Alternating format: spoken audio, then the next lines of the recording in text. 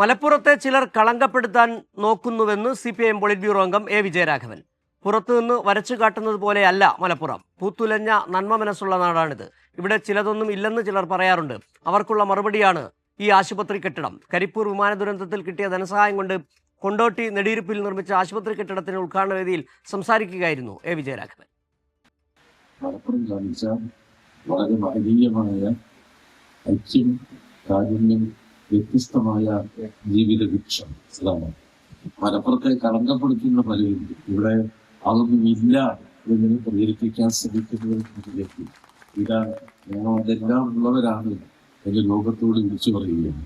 അത് മലപ്പുറത്ത് ഇടയ്ക്കിടയ്ക്ക് സംഭവിക്കാറുണ്ട്.